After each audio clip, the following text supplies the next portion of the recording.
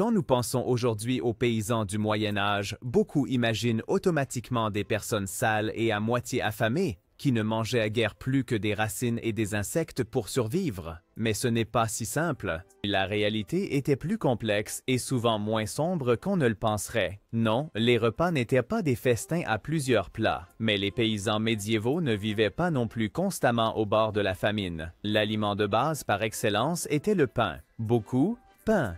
Pas le pain blanc, moelleux et aéré que nous connaissons aujourd'hui des supermarchés, mais un pain foncé et compact à base de seigle, d'orge ou d'avoine, selon ce qui poussait dans la région. Le pain de blé était un produit de luxe, généralement réservé à la noblesse ou à l'église. Un paysan moyen consommait quotidiennement entre 500 grammes et 1 kg de pain. Cela équivaut à peu près à un pain entier moderne chaque jour. À cela s'ajoutait du gruau, généralement à base d'avoine ou d'orge cuit à l'eau. Simple, nourrissant, bon marché. Haricots, pois, oignons, ail et rutabagas complétèrent le menu. Ces aliments provenaient souvent de petits jardins potagers, juste à côté des huttes des paysans, où chaque famille essayait de cultiver le plus possible elle-même. Et de la viande? Plutôt l'exception.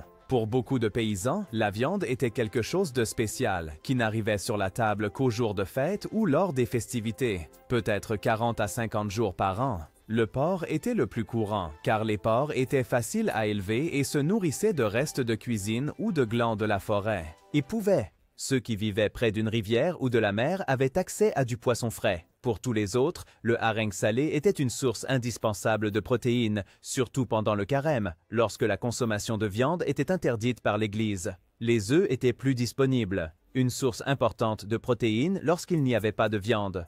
Et que buvait-on? À cela, l'eau était souvent considérée comme peu sûre, car elle pouvait transmettre de nombreuses maladies. À la place, la bière légère ou l'âle était la boisson de choix, même pour. Enfin, des documents de l'Angleterre médiévale montrent qu'un ouvrier agricole adulte pouvait boire jusqu'à 4 litres d'âle par jour. Cela semble beaucoup, mais l'âle était beaucoup plus faible que la bière d'aujourd'hui, plutôt comme une boisson céréalière nutritive et légèrement alcoolisée. Néanmoins, cela devait accompagner le quotidien dans les champs avec une certaine ivresse. La préparation des repas n'était pas une tâche rapide. En général, les femmes s'en occupaient, notamment la fermière. Rien que la cuisson du pain pouvait prendre des heures. Moudre les grains, préparer la pâte, laisser lever, puis cuire, soit dans le four communal du village, soit à la maison sous des monticules de cendres chaudes. Comparé à nos repas au micro-ondes, c'était une véritable tâche de vie. Si le temps était favorable et que la récolte était bonne, les paysans pouvaient consommer suffisamment de calories pour effectuer même un travail physique lourd. Mais cet équilibre était fragile. Un seul échec, que ce soit par le gel, sécheresse, parasites ou guerre, pouvait plonger toute une communauté villageoise dans la famine. L'approvisionnement alimentaire n'était pas une évidence, mais un combat constant contre incertitude. Les chroniques du Moyen Âge rapportent des périodes où les gens étaient contraints de moudre de l'écorce d'arbre en farine ou de faire bouillir du cuir pour en faire une sorte de bouillon. De tels actes de désespoir n'étaient pas des mythes. Ils faisaient partie de la réalité amère durant les mauvaises années. Les saisons jouaient un rôle déterminant. Particulièrement dure était la soi-disant période de disette, c'est-à-dire la phase entre la fin de l'hiver et le printemps. À cette époque, les réserves de l'année précédente étaient généralement presque épuisées, mais la nouvelle récolte n'était pas encore prête. Ce n'est que, en automne, après la récolte des céréales, il y avait temporairement de l'abondance. Ce moment de profusion était non seulement célébré, mais aussi fêté culinairement. Une tradition particulièrement prisée était la cuisson de pain géant après la récolte. Certains de ces pains pesaient plus de 20 kg. Non seulement un symbole de gratitude, mais aussi une manière pratique de conserver la farine fraîche. Même si le menu de la plupart des paysans offrait peu de variété, la nourriture était vitale. Le lourd travail dans les champs nécessitait une base solide de glucides. Et c'est exactement ce que fournissaient le pain et la bouillie. De notre point de vue actuel, ce régime peut paraître monotone, mais il était suffisamment riche en nutriments pour soutenir des générations à travers les efforts quotidiens. Cependant, la nourriture n'était qu'une partie de la survie. Ceux qui pouvaient manger avaient aussi besoin d'un toit au-dessus de leur tête. Et cela était bien différent au Moyen Âge par rapport à aujourd'hui. Regardons donc dans la section suivante comment les familles paysannes ont effectivement vivaient. La maison d'un paysan médiéval n'avait rien à voir avec les maisons individuelles modernes ou les appartements. Pas d'eau courante, pas de chauffage central, pas de porte à fermer derrière soi. À la place, une seule pièce pour tout. Cuisiner, dormir, travailler, manger. Vivre. Souvent, 5 à 8 personnes vivaient dans un espace réduit, une cabane plus petite que beaucoup de garages actuels. La structure de base était généralement faite de bois, pin, chêne ou tout autre arbre poussant à proximité. Les murs en treillis et argile. Le terme technique est mur en terre-paille et argile. Un réseau de branches fines recouvert d'un mélange d'argile. Paille, fumier et argile. Une fois sec, il offrait une certaine protection contre le vent et le froid. Les sols n'étaient rien d'autre que de la terre battue, dure, poussiéreuse, froid. Au lieu de tapis, il y avait de la litière, des brins anciens, des herbes séchées ou du roseau qu'on répandait sur le sol. Ceux-ci absorbaient tout, restes de nourriture, saleté, poils d'animaux, excréments. Le tout n'était remplacé que rarement, au maximum quelques fois par an. On peut imaginer l'odeur qui y régnait. Les toits étaient faits de plusieurs couches de paille, roseaux ou branches de chêne, d'autres matériaux végétaux imperméables. Ils tenaient de la pluie plus ou moins à l'extérieur, mais offraient en revanche un foyer accueillant pour les souris, les insectes et les oiseaux. Un toit de chaume bien entretenu pouvait durer de 15 à 20 ans, à condition de l'entretenir et de le réparer régulièrement. Au centre de la pièce, le feu brûlait, la seule source de lumière et de chaleur. On cuisinait directement sur les flammes avec des structures métalliques simples ou avec des pots qui étaient placés dans les braises. Ces maisons n'avaient généralement pas de cheminée. La fumée montait lentement vers le plafond et s'échappait par un trou dans le toit ou par des interstices dans le toit de chaume. Cela rendait l'air dans la pièce étouffant et irritant. Il n'était pas rare que la partie supérieure de la hutte soit constamment enveloppée de fumée. Les fenêtres étaient rares. S'il y avait des ouvertures dans les murs, était recouvert de papier huilé, de tissu ou de volets en bois. Le verre était un bien de luxe. Les églises et les riches nobles pouvaient se le permettre. Les simples paysans, non. Ceux qui n'avaient presque pas de fenêtres n'avaient pas besoin de rideaux. Une phrase qui était littéralement vraie pour les paysans médiévaux. En hiver, cela devenait encore plus restreint. Le bétail, les vaches, les poulets, les chèvres ou les cochons étaient amenés dans la maison pendant la nuit. Pas par affection, mais par des raisons pratiques. Les animaux dégageaient de la chaleur corporelle, ne risquaient pas de geler et n'étaient pas facilement volés pendant la nuit. Quiconque espère trouver de l'intimité dans une ferme médiévale devrait directement enterrer ses attentes. Toute la famille, parents, enfants, grands-parents, parfois même des parents éloignés, dormait dans une pièce, souvent même dans un lit commun. Le matelas était composé de paille ou de foin, peut-être couvert d'un vieux tissu. Les enfants dormaient aux pieds de leurs parents ou sur des paillasses au sol. Il faisait généralement chaud, mais pas nécessairement agréable. Les nuisibles étaient des compagnons constants. Les punaises de lit, les puces et les poux vivaient dans les lieux de couchage. Ce n'était pas une exception, mais l'état normal. Il n'était tout simplement pas possible et pas non plus habituel de se débarrasser régulièrement de ces nuisibles. En considérant que de nombreux animaux étaient également dans la pièce, c'est clair. Quiconque dormait ici partageait le lit avec plus que la famille. Les fouilles et les études des maisons médiévales montrent que la cabane paysanne moyenne en Angleterre mesurait environ 35 à 40 mètres carrés. Elle était donc plus petite qu'un appartement d'une pièce actuelle, et pourtant des familles y vivaient avec. Jusqu'à 8 personnes. L'espace était un luxe que les paysans ne pouvaient se permettre. Cela signifiait que chaque centimètre devait être utilisé fixe. Sur les poutres du toit, on tendait des cordes pour suspendre des herbes à sécher ou de la viande à fumer. Des paniers et des crochets aux murs servaient de rangement pour les outils, vêtements ou provisions. Il n'y avait pas d'étagère, pas d'armoire, seulement des solutions de rangement simples, fonctionnelles, mais pas belles. Les huttes offraient une protection, oui, mais elles étaient pleines de courants d'air, souvent humides, et devaient être constamment réparées. Le vent et les intempéries rongeaient les murs, les souris rongeaient les toits de chaume et la pluie pouvait ruiner tout le toit. En hiver rigoureux, une maison endommagée signifiait non seulement de l'inconfort, mais cela pouvait être mortel. Mais même si on avait un toit au-dessus de la tête et assez à manger, la survie quotidienne n'était pas encore assurée. Le prochain grand point, travail et revenus. Combien un paysan pouvait-il réellement attendre de tous ces efforts? Et était-ce suffisant pour vivre? La vie d'un paysan au Moyen Âge tournait presque entièrement autour du travail au champ. Du lever au coucher du soleil, on semait, labourait, sarclait, récoltait, réparait ou trayait, selon la saison. La journée n'était pas dictée par le calendrier, mais par la météo et le rythme de la nature.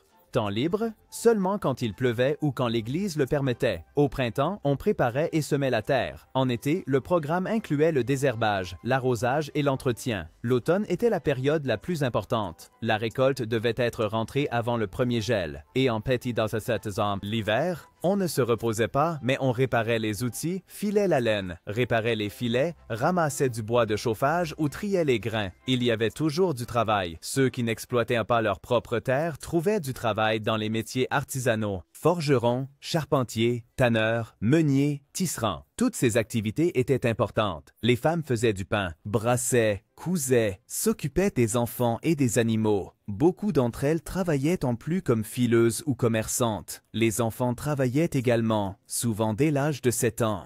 Ils gardaient les animaux, ramassaient des herbes, allaient chercher de l'eau ou aidaient à la récolte. Mais comment? Combien gagnait-on pour tout ce travail? Un journalier sans formation en Angleterre au cours de l'année 1300 gagnait 1 à 2 pfennigs par jour. Quelqu'un de formé artisanalement, comme un forgeron ou un charpentier, pouvait espérer 3 à 4 pfennigs quotidiennement. Qu'est-ce que cela signifiait? À l'époque, un pfennig valait beaucoup plus qu'aujourd'hui, mais on ne devenait pas riche pour autant. Un pain coûtait environ un demi-pfennig, un poulet 2 pfennigs, un cruche dalle environ un pfennig, un morceau de tissu pour une chemise simple pouvait coûter 3 à 4 pfennigs. Donc, celui qui recevait un salaire de 2 pfennigs par jour devait choisir du pain, de la bière et un œuf ou économiser un morceau de tissu. Pour le reste de la semaine, bonne chance. Et pourtant, dans de nombreux cas, aucun argent n'était versé. Le troc était très répandu. Un forgeron réparait la charrue du paysan et recevait en échange un sac de céréales. Un valet travaillait des jours supplémentaires pour son seigneur et pouvait en contrepartie utiliser un petit morceau de terre. L'argent était rare et ce que l'on recevait souvent dépendait des accords ou de l'humeur du seigneur. Beaucoup de paysans étaient des serfs. Cela signifiait qu'ils étaient légalement attachés à la terre sur laquelle ils vivaient. Ils ne pouvaient pas simplement quitter et ne recevaient pas de salaire au sens moderne. À la place, ils pouvaient garder une partie de leur récolte après s'être acquittés de leurs redevances. Ceux qui naissaient pauvres le restaient généralement. L'ascension sociale était rare et durement acquise. Au XIVe siècle, un ennemi invisible a changé tout l'ordre social de l'Europe, la peste. Lorsque la peste noire balaya l'Europe entre 1347 et 1351, exterminant jusqu'à 50% de la population, aucun village ne fut épargné. Mais aussi cruelle qu'était la maladie, pour les paysans survivants, elle apporta des changements inattendus. Soudain, il manquait de la main-d'œuvre partout, les champs étaient en jachère, les fermes vides, et les seigneurs devaient admettre que leur sujet habituel n'était plus remplaçable. Les conséquences, les salaires ont augmenté rapidement. Certains journaliers gagnaient soudainement le double ou le triple de leur ancien salaire quotidien. Les paysans ont commencé à vendre leur force de travail là où cela leur plaisait mieux. Parfois même dans des villages éloignés ou villes. Cela ne plaisait évidemment pas aux seigneurs. En Angleterre, le roi Édouard III réagit en l'an 1351 avec le Statute of Labourers. Cette loi devait geler les salaires au niveau d'avant la peste, c'est-à-dire les maintenir artificiellement bas. Mais comme tant de lois sur le salaire minimum dans l'histoire, elle avait un défaut majeur. Les gens ne la respectaient pas. Les archives judiciaires de l'époque montrent que de nombreux travailleurs enfreignaient délibérément les règles salariales. Un maçon à Oxford, par exemple, a été condamné parce qu'il s'était un salaire excessif de 5 pfennigs par jour, plus repas avait fait payer, une sorte de salaire médiéval avec avantages supplémentaires. Le marché noir du travail était né, bien avant que le mot n'existe. Malgré l'augmentation des salaires, peu de choses changèrent pour de nombreux paysans. La plupart continuaient à vivre dans des simples cabanes, se nourrissaient de bouillie et de pain et voyaient peu de possibilités d'améliorer durablement leurs conditions de vie. L'échelle sociale restait abrupte et glissante, car les problèmes économiques ne s'arrêtaient pas au salaire. Au se lever. Ceux qui voulaient survivre dans le monde médiéval devaient non seulement faire face à la faim, aux maladies et au travail dur, mais aussi à ce qui effraie encore beaucoup de gens aujourd'hui, les impôts. Et les marchandises au Moyen Âge n'étaient pas seulement chères, mais souvent aussi absurdement compliquées et impitoyables. Ceux qui pensent que les formulaires fiscaux modernes sont compliqués auraient probablement perdu toute foi en la justice au Moyen Âge, car les paysans à l'époque ne payaient pas seulement un impôt, ils payaient beaucoup, et ils le faisaient avec le peu qu'ils avaient, leurs récoltes, leurs animaux, leur force de travail, parfois même avec du fromage. D'abord, il y avait le fermage. La plupart des paysans n'étaient pas propriétaires de leurs terres, mais fermiers. Ils travaillaient sur des terres appartenant à un seigneur, généralement un noble ou l'église. Pour cela, ils devaient régulièrement s'acquitter de redevances, de l'argent, des produits naturels comme des céréales ou des œufs, et surtout du travail. Ces contributions pouvaient être ajustées arbitrairement selon la générosité ou l'avidité du seigneur du moment. Ensuite, venait la dîme ecclésiastique. C'était une sorte d'impôt religieux qui exigeait 10% de tous les revenus, céréales, fruits, des animaux, même du miel. Et non, ce n'était pas une suggestion. Des représentants religieux apparaissaient souvent en personne pour s'assurer que personne ne retenait secrètement une partie de la récolte. Ceux qui étaient découverts risquaient non seulement des punitions terrestres, mais aussi la damnation éternelle. Mais ce n'était pas tout. Il y avait une multitude de taxes locales étranges. Ceux qui voulaient se marier devaient payer. Qui mourait coûtait également à sa famille, car lors du soi-disant Erio, le seigneur pouvait exiger le meilleur animal ou outil du défunt, et lorsqu'une fille se mariait, le père devait parfois payer au seigneur une dot de fille, en compensation de la perte d'une main-d'œuvre. Dans certaines régions, les seigneurs avaient un droit de préemption. Ils pouvaient décider eux-mêmes s'ils voulaient acheter en premier ce qu'un paysan voulait vendre, et cela à un prix qu'ils fixaient. Cela semble injuste, ça l'était aussi. Que se passait-il si on ne pouvait pas payer? Alors, cela devenait vraiment sérieux. Quiconque restait en retard dans ses paiements pouvait perdre sa terre, à être contraint à des services supplémentaires ou même emprisonné. Les dettes n'étaient pas considérées comme une malchance, mais comme un échec moral. Cependant, les paysans étaient ingénieux. Lorsque l'argent ou le grain venait à manquer, on payait autrement. Un paysan du Yorkshire, par exemple, payait ses redevances avec une botte de flèche. Une famille en Normandie s'acquittait de sa dette envers les seigneurs fonciers pendant 7 ans avec une énorme meule de fromage chaque automne. Les scientifiques estiment que de nombreux paysans, par le biais de locations, dont des dixièmes et des frais supplémentaires représentant entre 20% et 30% de leur production annuelle totale.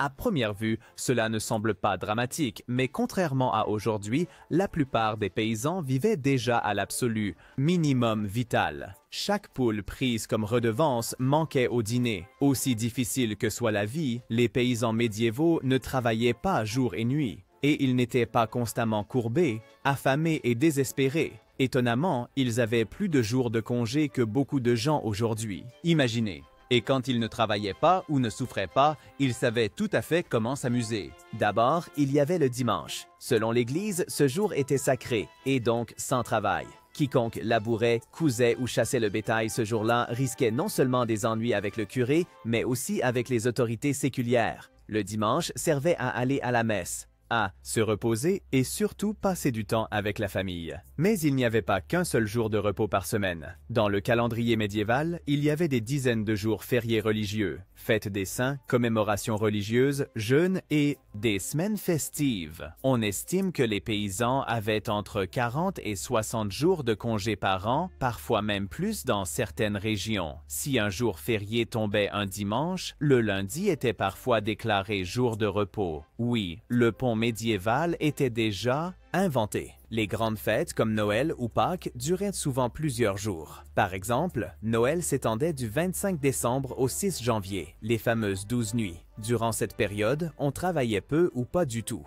À la place, on faisait la fête, on mangeait et, pas rarement, on buvait correctement, car l'auberge du village était le centre social. On se rencontrait ici, on buvait de l'âle, chantait, jouait à des jeux et échangeait à des potins. Les chansons à boire médiévales étaient en quelque sorte le karaoké de leur époque, mais avec plus de vers sur les vaches, la pluie et les frustrations des récoltes. L'ambiance était bruyante, joyeuse et parfois dangereuse, car des jeux physiques étaient également populaires. Le football, comme on l'appelait, avait peu à voir avec notre jeu actuel. Des villages entiers s'affrontaient. Le terrain de jeu mesurait plusieurs kilomètres et l'objectif était de faire passer un ballon à travers des buts, des ruisseaux ou des étables. Il n'y avait ni arbitre, ni règles et beaucoup de contusions.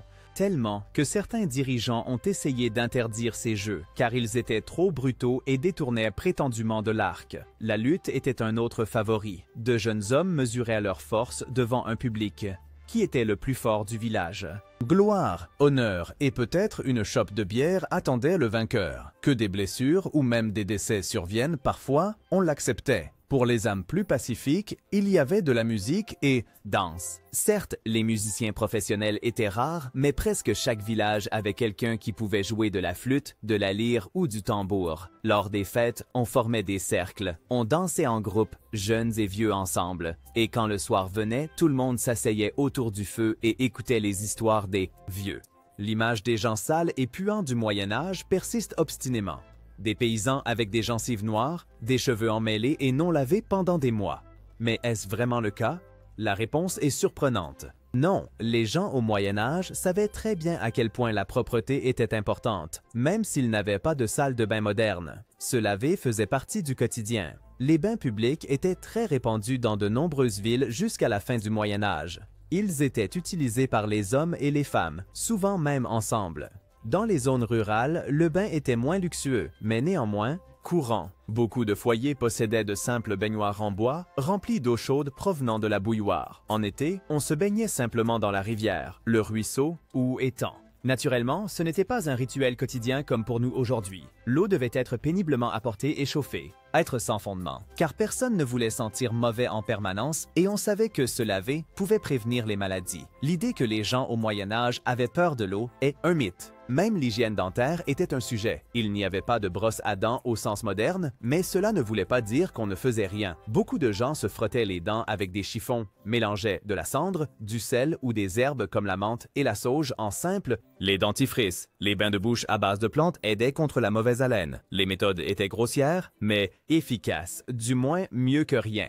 Pourtant, la santé restait une lutte constante. Sans antibiotiques ni désinfectants, une petite coupure pouvait déjà devenir dangereuse. Quiconque se blessait à la jambe en travaillant au champ et avait une infection risquait une septicémie ou l'amputation, s'il trouvait même un guérisseur. Le plus grand danger venait cependant des maladies. La peste, aussi appelée la mort noire, est l'exemple le plus connu. Entre 1347 et 1351, entre 30 et 60% de la population européenne mourut. Des villages entiers furent décimés, mais même sans épidémie, des maladies dangereuses faisaient rage. Typhus, dysenterie, tuberculose, grippe. Là où beaucoup de gens vivaient ensemble dans un espace restreint, la maladie se propageait rapidement. Les naissances étaient un autre risque. De nombreuses femmes mouraient en couche ou d'infections par la suite. C'est pourquoi les grandes familles n'étaient souvent pas un choix, mais une nécessité. Avoir beaucoup d'enfants augmentait les chances de survie pour au moins quelques-uns. Les maladies infantiles faisaient également des ravages. Dans certains villages, 2 ou 3 enfants sur 5 mouraient avant d'atteindre l'âge de 10 ans. L'espérance de vie n'était donc pas fondamentalement basse. Elle était surtout en moyenne de 30 ou 40 ans, car tant d'enfants mouraient jeunes. Ceux qui survivaient à leur jeunesse pouvaient tout à fait atteindre 50 ou 60 ans, surtout s'ils ne se retrouvaient pas à la guerre.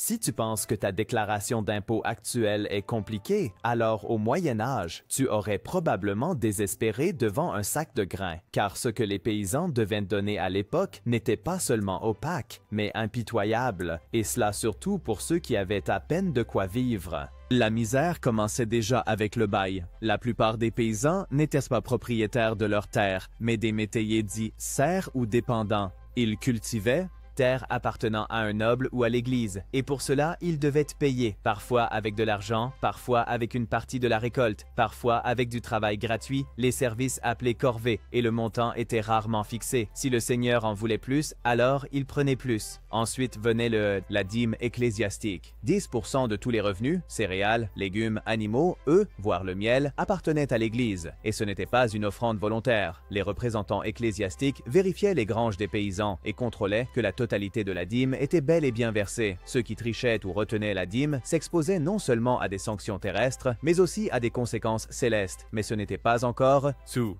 De nombreux paysans devaient payer des frais supplémentaires. Ceux qui voulaient se marier payaient une frais de mariage. Lorsque quelqu'un mourait, une taxe de décès était due, ou le meilleur animal ou outil allait au seigneur. Ceux qui voulaient utiliser le four communal, le moulin ou le pressoir devaient payer des frais d'utilisation souvent bien supérieurs à la valeur marchande du service. Un exemple particulièrement curieux était le soi-disant droit de fille, merché. Dans certaines régions, le père devait payer si sa fille se mariait, une sorte d'indemnisation pour la perte d'une main-d'œuvre dans le foyer. Encore plus absurde, dans certaines zones, le seigneur avait un droit de préemption sur les marchandises que le paysan souhaitait vendre, à un prix qu'il fixait lui-même, déterminé. Et que se passait-il si on ne pouvait pas payer? Alors, cela devenait sérieux. Ceux qui étaient en retard de paiement perdaient souvent leurs droits fonciers, devaient fournir plus de corvées ou, dans le pire des cas, étaient emprisonnés. Les dettes n'étaient pas considérées comme de la malchance, mais comme un échec moral. Celui qui ne payait pas était vu par beaucoup comme simplement paresseux ou malhonnête. En des temps où il n'y avait pas suffisamment d'argent liquide, les paysans payaient avec tout ce qu'ils avaient. Un homme dans le Yorkshire a réglé sa dette fiscale avec un paquet de flèches faites à la main. Une famille en Normandie a payé pendant 7 ans avec une seule énorme meule de fromage chaque automne. Les chercheurs estiment que les paysans devaient souvent entre 20 et 30% de leur production annuelle totale en redevances. Se désister dans un système où le peu qui restait ne suffisait guère à vivre. Malgré le dur labeur, la nourriture rare, les maladies et les impôts implacables, les paysans médiévaux ne renonçaient pas. Ils ont développé des moyens de s'entraider, de célébrer et malgré toutes les difficultés, de préserver un sentiment de communauté et d'identité. Dans un système qui les exploitait souvent, ils créaient un monde à eux avec des règles, des traditions et art de survie. Les communautés villageoises étaient étroitement liées. Presque tout le monde connaissait tout le monde. On vivait dans un espace restreint, on s'aidait pour la récolte, on partageait les outils et les aliments, on échangeait des vêtements ou bois. Quand quelqu'un tombait malade, les voisins s'occupaient du bétail ou des enfants. La communauté n'était pas un simple souhait agréable. Elle était essentielle à la survie. Dans de nombreux villages, il existait ce qu'on appelait des cercles de prêt, de petits systèmes de prêt informels où les paysans s'échangeaient des céréales, des semences ou des outils. La confiance était grande, non pas parce qu'on pouvait se permettre d'être trompé, mais parce qu'on savait qu'on pourrait soi-même avoir besoin d'aide demain. L'artisanat jouait aussi un rôle. Celui qui tissait, filait ou forger était important non seulement pour le village. Il pouvait vendre des produits sur les marchés pour gagner quelques pièces supplémentaires. Gagner. Certains se spécialisaient dans le troc ou voyageaient dans les régions voisines pour des choses à se procurer, ce qui manquait dans leur propre village. De nombreux paysans étaient particulièrement fiers de leurs coutumes, chansons et des histoires. À travers elles, des connaissances ont été transmises sur les signes météorologiques, les plantes médicinales, le comportement des animaux, mais aussi sur les valeurs morales et le sens de la communauté. Cette culture orale était la mémoire des gens ordinaires, et elle était souvent plus sage et plus nuancée que ce que les préjugés modernes ne laissent supposer. Les rituels religieux et les fêtes renforçaient également la solidarité. Les processions, les fêtes des moissons, les jours de jeûne et la vénération des saints unissaient le village dans un rythme commun d'espoir. Foi et vie quotidienne, et bien que l'Église soit une structure de pouvoir, elle offrait aussi une protection aux paysans, réconfort et parfois même éducation. Certains paysans parvenaient, par chance, par diligence ou par héritage, à acquérir quelque prospérité. Certains pouvaient acheter de petites parcelles supplémentaires, d'autres envoyaient leurs enfants en ville comme apprentis où ils devenaient peut-être plus tard des citoyens libres. Mais pour la plupart, la vie restait une lutte quotidienne pour la survie. Et, toutefois, ils ont tenu bon et ont laissé plus qu'on ne le pense. Beaucoup des noms de villages actuels, des toponymes, des chansons folkloriques et des coutumes remontent directement à cette époque. Les traces de ces gens simples perdurent dans les histoires, les proverbes, dans la façon dont nous pensons encore aujourd'hui à la vie à la campagne. Donc oui, la vie en tant que paysan médiéval était dure, mais elle était aussi marquée par la solidarité, l'ingéniosité et une dignité silencieuse. Pas de casques en or, pas de chants sur des conquêtes, mais une résilience qui a marqué des générations entières.